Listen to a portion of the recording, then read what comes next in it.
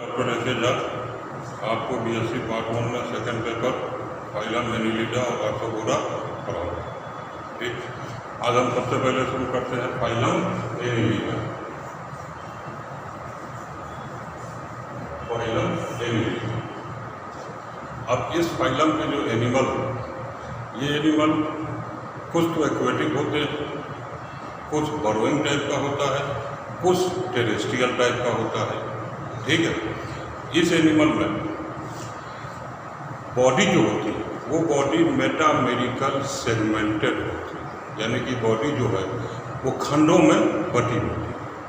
ठीक, इसके साथ साथ इस एनिमल का बॉडी बाइलेटरल सिमेट्रिकल होता है, बाइलेटरल सिमेट्रिकल होता है। ठीक है, इनमें इस एनिमल में जो सिस्टम्स वगैरह हैं, जो इन एनिमल में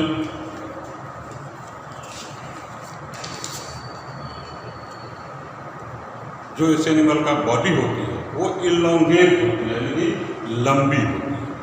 ठीक है, इसके साथ साथ इस एनिमल में जो है वो ट्रिप्लोब्लास्टिक होती है, सीलोमेट होती है, यानी कि सीलोम्स पाई जाती है। ये सीलोम जो है, सीलोम बॉडी वॉल से लेकर के एलिमेंट्री कैनाल तक की एक कैविटी होती है। ठीक है, उसी कैविटी को हम सीलोम कहते हैं। बॉडी, इस एनिमल का बॉडी क्यूटिकल के द्वारा कवर्ड होता है, बॉडी क्यूटिकल के द्वारा कवर्ड होता है, लेकिन इनमें काइटिन नहीं होती, नॉट मेड बाय काइटिन। इतना समझ में आ गया। अब इस एनिमल में जो डाइजेस्टिव सिस्टम्स होती है वो डाइजेस्टिव सिस्टम स्ट्रेट होती है, यानी कि सीधी होती है, और सीधी के साथ साथ कंप्लीट होती है। कंप्लीट माने कि एलिमेंट्री कैनाल के जो पार्ट्स हैं, जैसे mouth, buccal cavity, oesophagus, stomach, intestine, anus, ये सारे पार्ट्स जो है वो पाए जाते हैं। ठीक, तो डाइजेस्टिव सिस्टम क्या हो गया कि स्ट्रेट और कंप्लीट। आप लोगों ने सुना होगा कि डाइजेशन दो प्रकार की होती है, एक्स्ट्रा सेलुलर और इंट्रा सेलुलर। एक्स्ट्रा सेलुलर और इंट्रा सेलुलर। इस फाइलम के एनिमल में जो डाइजेशन होता है वो एक्स्ट्रा सेलुलर डाइजेशन होते हैं। अब इसके साथ साथ लोकोमोशन के लिए, यानी चलने के लिए, इनमें सीटी पाई जाती है या पैरापोडिया पाई जाती है। जहाँ जहाँ बॉडी सेगमेंट होगा, हर बॉडी सेगमेंट से दोनों तरफ, यानी पेयर में सीटी होगी या पैरापोडिया पाई जाती है। रेस्पायरेशंस जो है, रेस्पायरेशंस मॉइस्ट स्किन के द्वारा, मॉइस्ट स्किन के द्वारा या गिल्स के द्वारा होता है।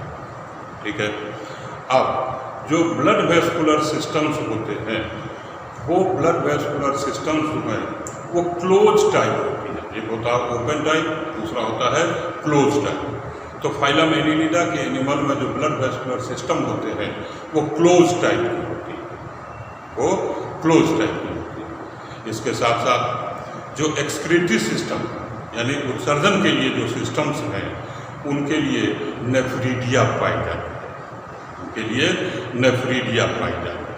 ठीक है, अब नेफ्रीडिया के साथ साथ जो इस एनिमल में नर्वस सिस्टम्स या सेंसरी सिस्टम्स, ठीक है, नर्वस सिस्टम्स या सेंसरी सिस्टम्स जो होते हैं वो वेल डेवलप्ड होता है, वो वेल डेवलप्ड होता है। जैसे टेक्टाइल ऑर्गन्स, सेंस में स्टेटोसिस्ट, ये सब जो है वो वेल डेवलप्ड होता है। ठीक है, इसके अतिरिक्त जो इस एनिमल में सेक्सेस होती है, जो इस एनिमल में सेक्सेस होती है वो हर्माफ्रोडाइट सेक्स सेपरेट होता है, सेक्स सेपरेट होता है। ठीक है, अब इन एनिमल में जो डेवलपमेंट होती है, जिससे जनरेशन बढ़ती है, जो डेवलपमेंट होती है, उस डेवलपमेंट के लिए, उस डेवलपमेंट में क्या होता है कि उस डेवलपमेंट में जो लार्वा बनती है वो लार्वा कहलाता है ट्रोकोफोर लार्वा। लार्वा क्या कहलाता है? Trochophore larva. ठीक है। अब लार्वा से आपको पता है कि लार्वा से आगे डेवलपमेंट बढ़ेगी, मेटामॉर्फोसिस होगी, मेटामॉर्फोसिस के बाद वो एडल्ट में चेंज हो जाएगा। ठीक, तो ये इस फाइलम के कैरेक्टर्स हैं, ये फाइलम एनिलिडा के ये सारे कैरेक्टर्स मैंने आपको बताए। ठीक है।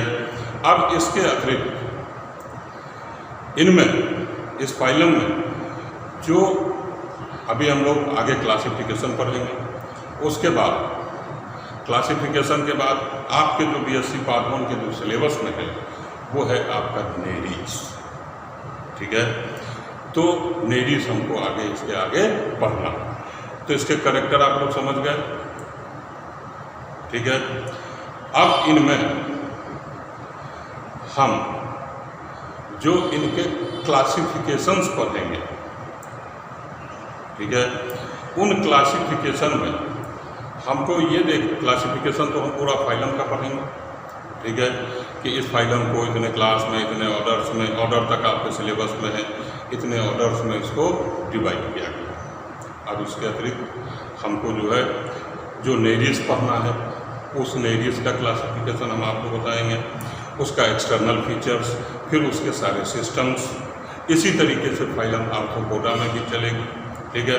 तो कैरेक्टर आपका बड़ा आसान है, आप लोग उसको कुछ हमने अभी आपको बताया है कि some animal aquatic, some animal terrestrial, some animal बरोइक।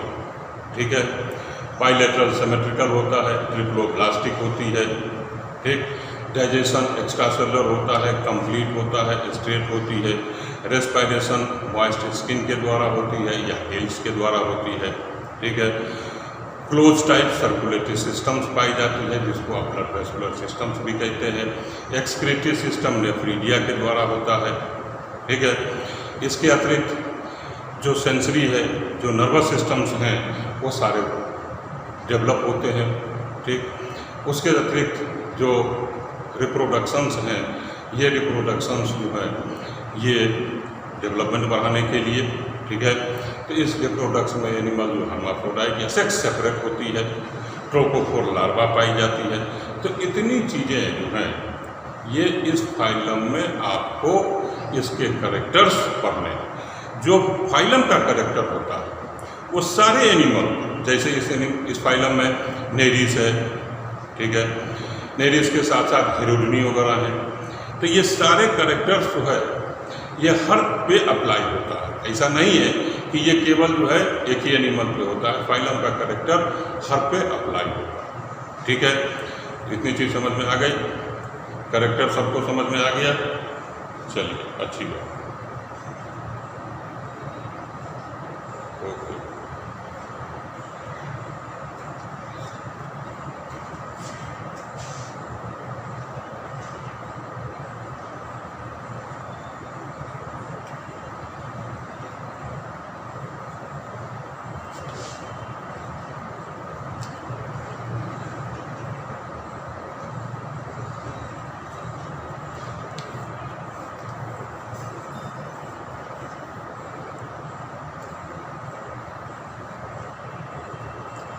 measure natural shape.